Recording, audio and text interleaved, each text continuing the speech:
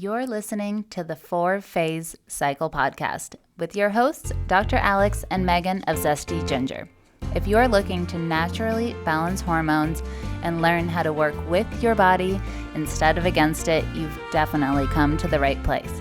As a duo of an integrative MD and a functional diagnostic nutrition practitioner and best friends, we use the 4 phases of the female cycle in combination with functional lab work and mindset practices to transform the lives of the women we work with.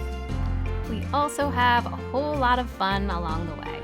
If you're new around here, it's best to start with season 1 before jumping around and plan to roll up your sleeves. Showing up for ourselves and enjoying our lives is what good health is all about. Just a quick reminder though, this information is not intended to diagnose, manage, or treat disease. Always consult with your doctor before making changes. Hello, Zesties. Alex here. I'm back with J9. I'm really excited about today actually, because just like I was talking yesterday, we've been kind of building up to having this sort of discussion and being at the place where this discussion really had context and the framework for this, because everyone generally wants to know, what do I do in my life and how do I do it in a way that actually gets me what I want? So we've been building a lot of it, and now comes the point where we talk about what it looks like to come from that place. And there is still a deeper discussion here. There almost always is, because what we do on the surface and the actions we take are really important for the creation of what we want to be able to flow, right? The actions are the vehicle for allowing the world to mirror back to you what it is that you're asking for, right? Like, you want to be fit, you're going to have to move your body in some way. The question though, and this is where I think that's where the deeper discussion really comes in, is that a lot of us are doing the outward action at the expense of a deeper drive and the power source. And that's why I titled this Power, is because when we are kind of surface level spun up and we're just doing things because we're just doing them and we've been told to do them, there's not a lot of power behind that. And part of it gets compounded because we feel powerless when we do things and don't see the outcomes. That's where discouragement comes from, because we're like, why am I not getting what it must be me, right? I'm powerless to create what I want in the world. It is then becomes one and the same discussion of when you take massive action that really gets at the heart of what it is you're creating, and you can simultaneously tap into the power of you behind that and really actually appreciate what you are able to do right now, knowing that in doing so you are garnering more power and really feeling into that and growing into it, then this is all that upward spiral power and the application and evidence of power in your life to do these kind of things then makes us feel like, yeah, I have evidence for it, and we feel more powerful, we take more powerful action, that's more evidence of our power. And it's not that hard to see the loop that takes us in. So we're going to talk about action, and we're talking about what does it feel and look like to really begin to use what we do as a way to interact in a more clear and guided way with our own power source, our own power creation, right? The actual ability for us to believe in ourselves and have all these things happen. We are often, and probably I would say everyone, though since I don't know everyone, it's not a thing, but most of us are much more powerful than we're giving ourselves credit for. But again, we don't learn this kind of thing. There's no one in kindergarten that, they're talking to you about colors, but no one's ever like, hey, you're actually a powerful being and you can create whatever you want. Like, that's not the conversation we're being told, and it's not the conversation being had. So that's why as adults a lot of times we're like, oh wow, this is a whole thing that is available to us that I haven't even really begun to explore. All right, so massive action. The way that this fits into the bigger picture is that I already talked about on day 7 the desire to create and have that outward flow of energy that we get during the cycle as things shift is often the driver of kind of setting up wonky experiences on biting off more than we can chew, or taking on things that we really should say no to, and a whole bunch of stuff that generally people experience and then wonder why they're experiencing it. Saying it's not about other people. I have also had this as well. So that is why in phase 1 there was a lot of talk about clarity and about looking at the direction and the higher vision of where you're going. You know, we got really clear. It wasn't 18 million things to fix all at the same time. You know, the bigger vision does give us the gift of seeing the bigger picture from like that higher vantage point and seeing how the different components fit in. But as we figure out what to release and what we've outgrown, and then really tapping into our own intuition about where do I think my most aligned kind of unfolding is, right? What is it that looks like? So we talked about it in health. What would you be like? What kind of stuff would you be doing? What would you be wearing? What would you be eating? How would you be moving? What kind of stuff do you do when you wake up if you are already at the place that you wanted to be?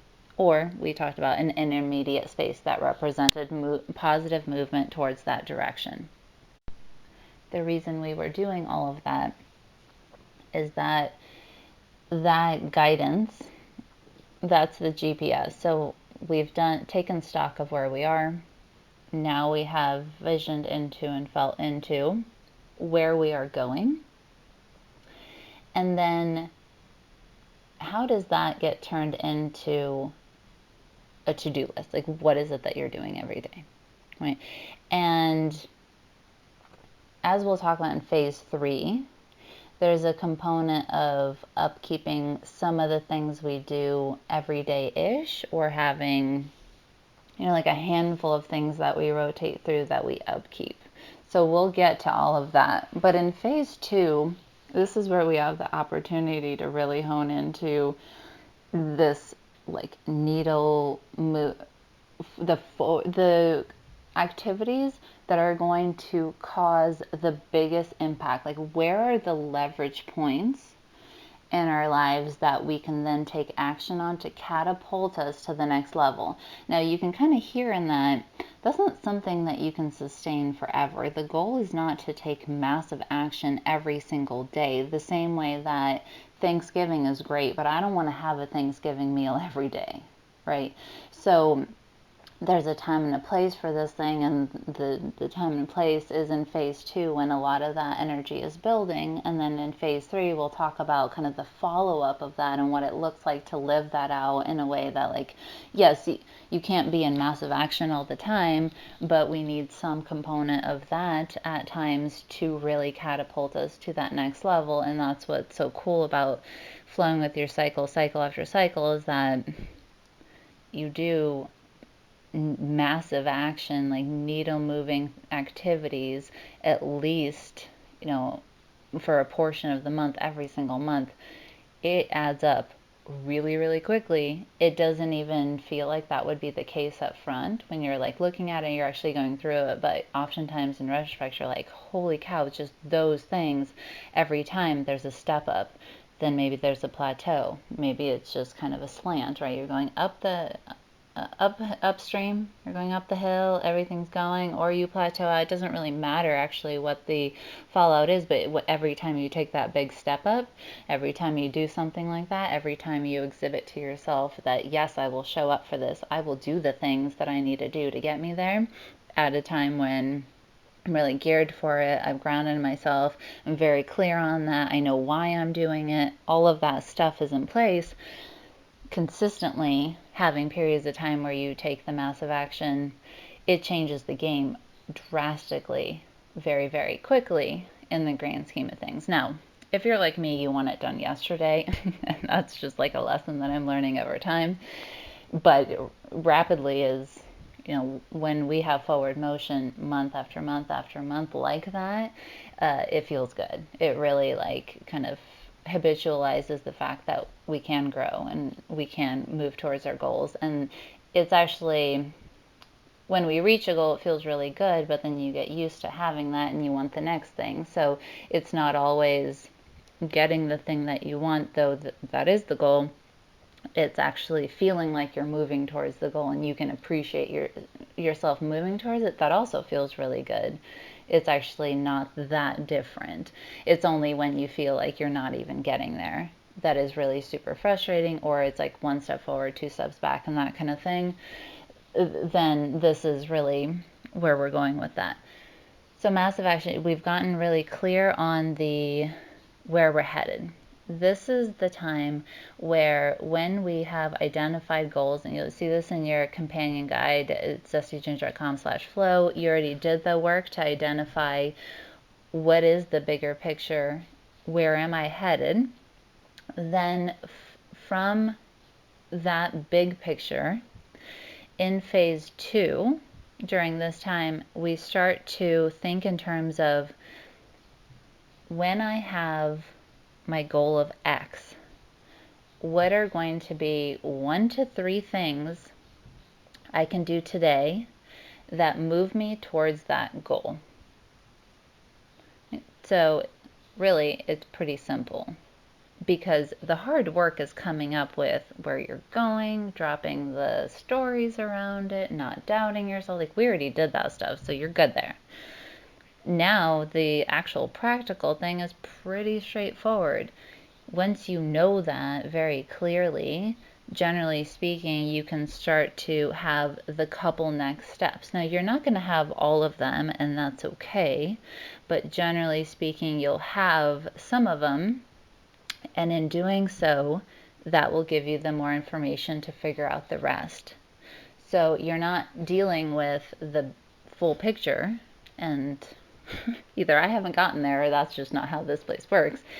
But the steps then are like, okay, if it is my goal to eat at home more, right?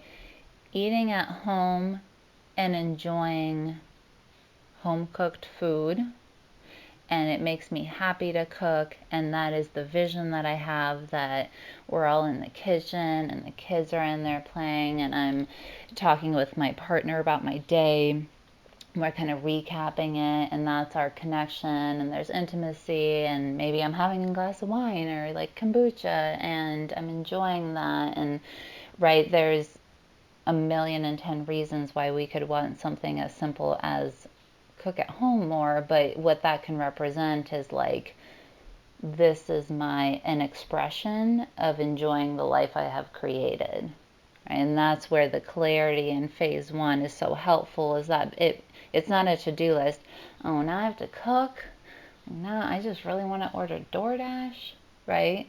That's a very different thing than, hey, look, by using this room that I have in my house already and the people that I have in it, I'm actually reaching a whole bunch of my goals at once in doing so. And that's just an example. Maybe that doesn't even resonate with you. Maybe it's the job example of, I really am not feeling aligned with the work that I'm doing, and it feels kind of soul-sucking, and I want to create my own business, or I want to become a health coach, or whatever it is that is applicable to you. When we have how would that fit into the bigger goals and structure of our life, then we can start, for the actual daily to-do list, we bring a different vantage, we get a different vantage point to then decide what's going to be most important, right? Because when your goal is, I just want to cook at home more, but I'm really just dreading it and I don't, totally appreciate why I'm doing it, then the to-do list is going to be like, go to the store, look up the recipes, buy the food, cook the food, clean the thing, and then you're laying in bed going, well, I don't want to do that again. That sucked, right? But and I think it's helpful to use the smaller examples, because I think when it gets really like serious, we make it mean a lot of stuff. Whereas like when I talk about cooking at home, more than likely you're not having a strong emotional reaction to it, and maybe you are, but it's like a smaller container. So from that, when we look at the bigger picture instead, an aligned to-do list is moving the needle forward.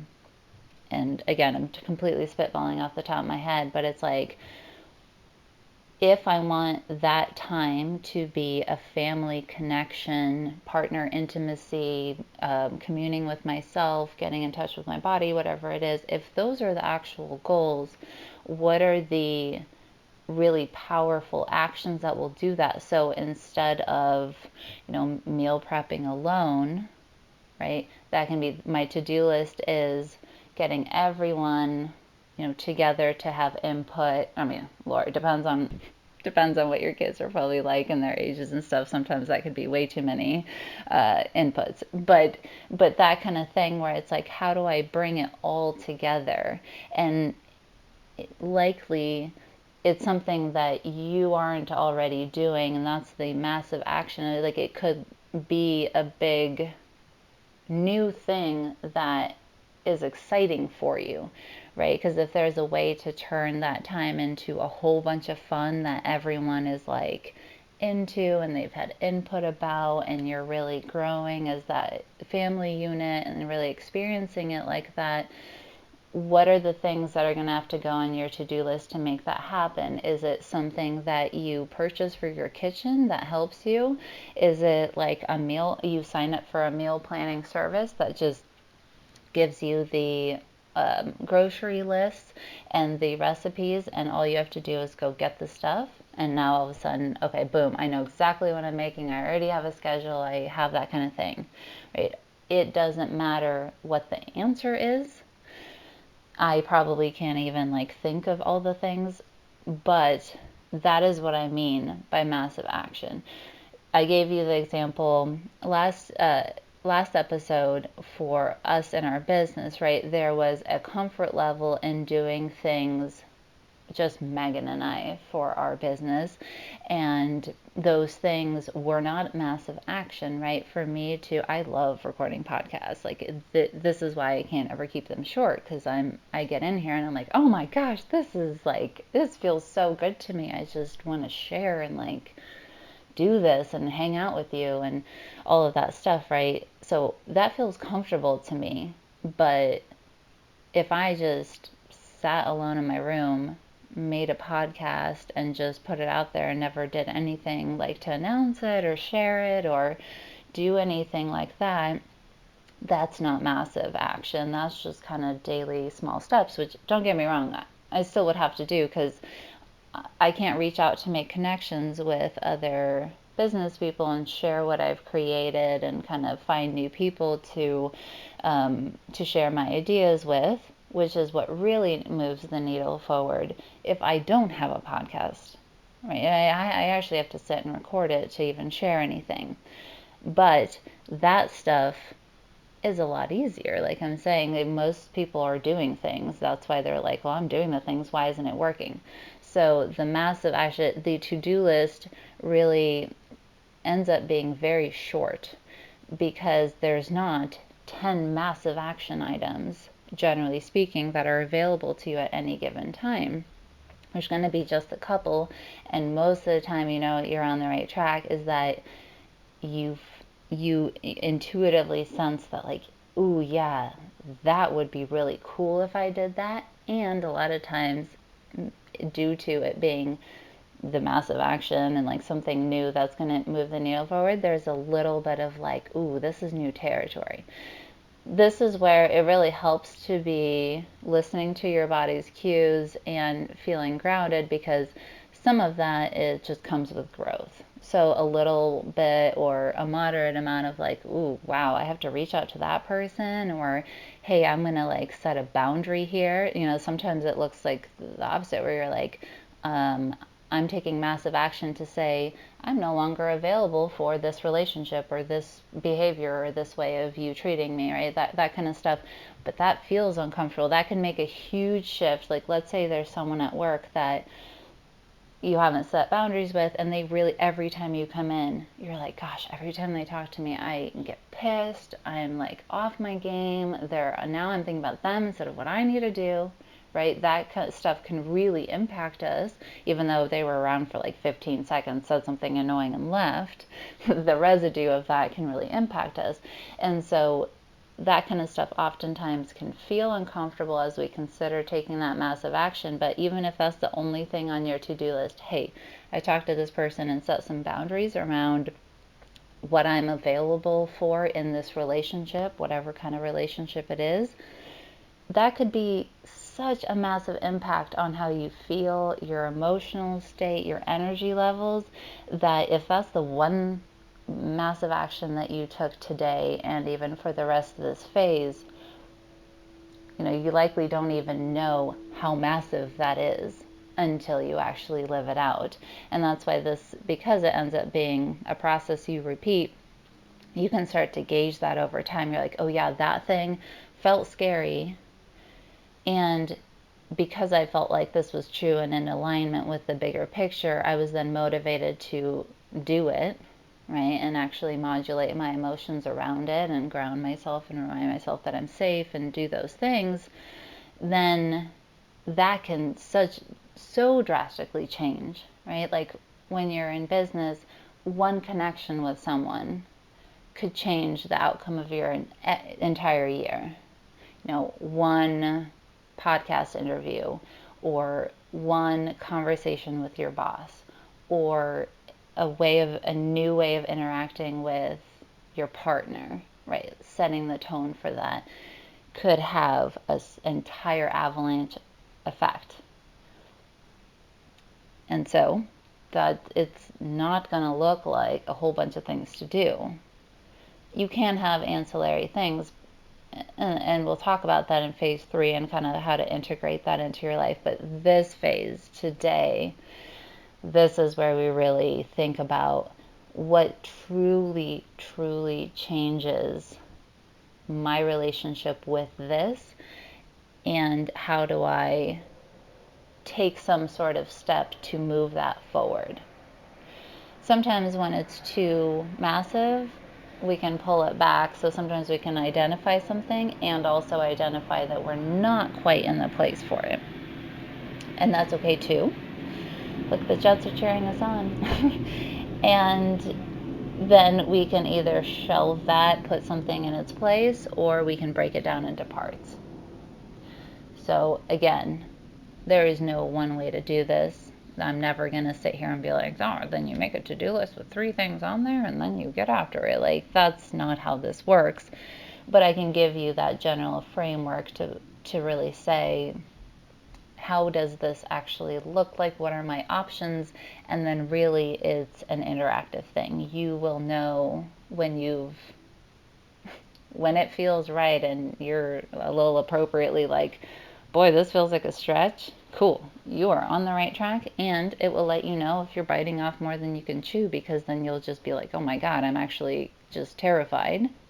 And if that's the case, and that means that you need to reel it back in a little bit and approach it in a more stepwise fashion, cool, do that. Absolutely. There's no external definition of massive. Having a difficult conversation with someone to someone who doesn't know that person and doesn't know that what it means to you is probably like, yeah, I could tell that person to stop interrupting me. Like, that's so easy, right? It's only because you're you and you have that thing that makes it big. So don't let anyone else determine what massive, the definition of that, or what it would look like if it feels like that for you and it fits within the understanding that you have of the bigger picture of you and how you interact with your life. That's cool. That's exactly what it is. That's exactly what it looks like, no matter how it looks like on the surface. That's what it is. All right, my loves. This is a really, really, really big discussion, and this will play out over the rest of the cycle and really play out in the rest of your life. When we talk about this massive action stuff, the discussion of power, we build power in proving to ourselves that we can make these determinations, and then when we feel that little bit of fear, like, ooh, this is big, that means I'm on the right track, I'm going to do it, then it really shows us and demonstrates our power to ourselves. What I want to end the episode with is that we can, just like we can tap into creativity and groundedness on an intentional, planned out level, and then use that knowledge to apply it in our life, it's the same thing with power. So there's a concept of a power bath that Megan and I created for ourselves. I'm sure we're not the only ones to do this kind of thing, obviously, like people take baths, but this is our version of it, right? So a power bath is using a bath to really like visually and kinesthetically have the experience of, how can I represent my own power to myself in this water container? Because again, this is like, we practice with things that are very small and feel inconsequential, because that makes it a lot safer. You're like, it's hard to get a bath wrong, you know what I mean?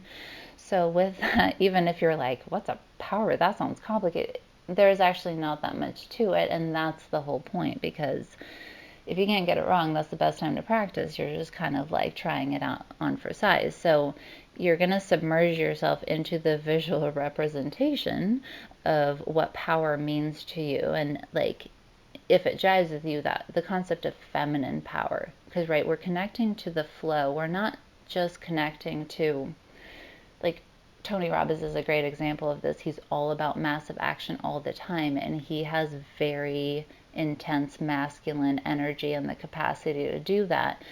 It doesn't matter what the gender, there are men and women who can relate to that, and that is how they work. And then also there's the flip side of it, where there's the feminine power, and that looks different than constant massive action, generally speaking. We all fall out in a whole lot of areas with that, so there's no real template, but we've downplayed feminine power for a while, and this is kind of tapping individually, bringing that back, and then as we individually bring it back, we allow other people to witness us and remember what that looks like. And then what I assume, there's some men that we've heard of, but I wouldn't be surprised if that changed over time. Even men who were like, hey, I feel good flowing with it. Now, they won't have a cycle, but that's not to say that we can't tap into that kind of stuff. So that obviously is a much bigger conversation that we don't have time to get into. And honestly, I'm not here to tell anyone what to do. But feminine power, this concept of being soft at times, being flowing at times, being powerful at times, being really, you can be dominating at times. The feminine power flow is dynamic in nature. And when we are in water and kind of focusing on, what would I need to make this bath look like that represents to me my own feminine power? So some of us lean more towards kind of like the girliness of it, and it's roses and petals and bath salts and like pink candles and hearts and whatever that is. And for some of us, it's like putting on a rain and thunder and lightning track and lighting black candles and putting black crystals in the water. Like, literally can be anything as long as it represents your own feminine power to you. I cannot stress enough how little it matters what it looks like, as long as it's your external representation of how you feel into your own power. And that's kind of the question, right? In in having to create a bath that looks like that, you have to first ask yourself what that would even be represented by, which then gives you some glimmer and some more information about where you're at with that currently, knowing that that can change and evolve over time depending on where we are, but also how much we step into it. So sometimes we recreate visual representations of what we've been told that looks like. There is nothing wrong with that either, because in doing that, you actually feel into like, yeah, that feels icky to me, right? If you're doing something because you've been told and it doesn't jive with you, you'll know about it. As long as you're following along here, you'll know, because you're tapping into that sense. So even if you start out with something that is not totally authentic to you, in the act of doing it, you get the information that will guide you towards the next thing. And that is exactly what this whole thing is about, because you won't know your full feminine power. I can't say I fully understand mine, but I'm a heck of a lot further along than I used to be, and I'm very much excited for what that will look like in a year from now, in 10 years from now, in 40 years from now. That's going to be super fun, but it's not going to look like the way it does now. So, power bath, check it out, see what you think. And of course, as with all of this, if you're like, well, I don't want to do a bath, but I could do this instead, do that. Don't even worry about it. You get to set the tone for what this looks like for you. I'm just throwing out some ideas. All right, my loves, thank you so much for hanging out with me. I will be back. Have the best time, and I'll see you tomorrow. Thanks for coming out to hang with us on the podcast. It is our goal to transform the way women are treated in healthcare, and we need your help. We need your help to get the word out. We have a lofty goal of 1 million downloads, and we know that as this podcast grows, we're going to be able to reach more women, get more amazing speakers for you, and bring the most cutting-edge information. If you found these podcasts helpful, please take a moment to text 5 women you know the link to the series. We appreciate your help so much. Can't wait to see you next time.